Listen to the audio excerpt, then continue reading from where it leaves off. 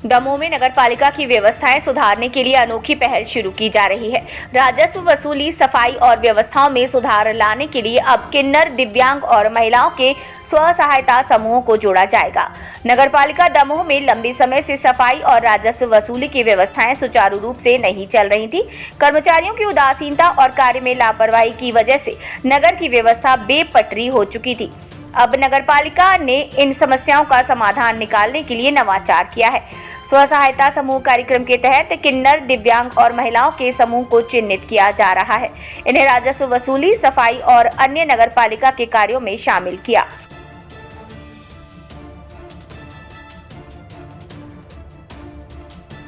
Sir, राजस्व वसूली के लिए नगरपालिका नवाचार कर रही है, क्या नवाचार अपनाए जा रहे हैं इस समय? देखिए, राजस्व वसूली जिस संबंध में आप जानना चाह रहे हैं वो है एसएचजी के थ्रू हम एक सिर्फ राजस्व वसूली ही नहीं, बाकी सभी जो काम है नगरपालिका के, चाहे वो उद्यानों का रखरखाव हो या फिर जो हमारे सीटीपीटी या टॉयलेट्स बने हुए हैं उनका मेंटेनेंस का हो, आश्रय स्थल संचालन और उसका मेंटेनेंस हो, इन सभी में हम एसएचजी को इन्वॉल्व कर रहे हैं। उन्हीं एसएचजीज में से एक है दिव्यांगों का एसएचजी, जो हम आश्रय स्थल और कैंटीन चलाने के लिए कोशिश कर रहे हैं कि उनका उपयोग करें।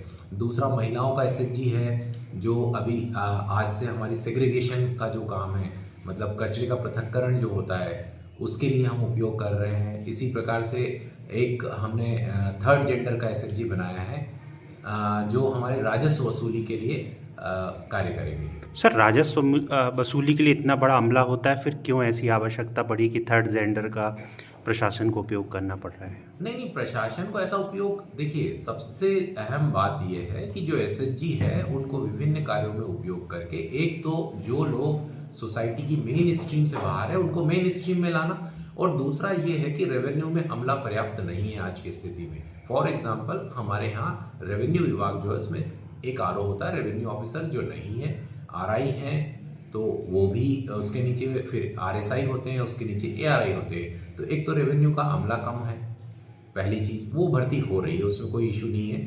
लेकिन दूसरा ये है कि जो एसएचजी है उनका उद्देश्य यही बनाया गया था कि वो मेन स्ट्रीम में जुड़े, उनको कोई रोजगार मिले। तो ये कवायद है उनको रोजगार प्रदान करने की, उनको मेन स्ट्रीम से जोड़ने की। सर, कुछ समय पूर्व आपने जो राजस्व में कुछ कमियां बताते हुए पदस्थ कर्मचारियों को मूल प्रभार में जाने के लिए भी आदेश जारी किए थे, क्या समस्या उस समय आ रही थी?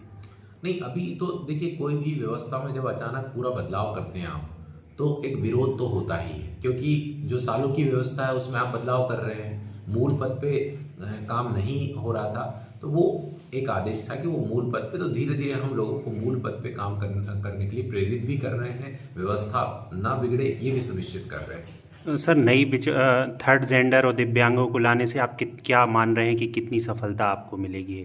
नहीं, देखिए, रेवेन्यू वसूली के नियम हैं, स्पष्ट हैं। अगर पहले बिल जारी होता है, फिर डिमांड नोट है, और अगर फिर भी कोई पैसा जो उनके ऊपर टैक्स बकाया है वो नहीं देता है, तो उसके लिए कुर्की वारंट इशू करने का भी हमको अधिकार है। तो वो सभी तो हम प्रयोग करते ही हैं। लेकिन मैंने फिर कहा कि एसएचजी एक टूल के रूप में लोगों को मेन स्ट्रीम में लाने का एक महत्वपूर्ण तरीका है, जो शासन चाहती है कि ऐसे लोग मेन स्ट्रीम में आए, तो वो एक तरीका है। उसमें ऐसा कुछ नहीं है कि वसूली, मानते हैं कि वसूली कम हो रही है, उसका बहुत सारे कारण हैं। तो वो धीरे धीरे हम उन कारणों पे काम कर रहे हैं और सुधार भी कर रहे हैं लगातार।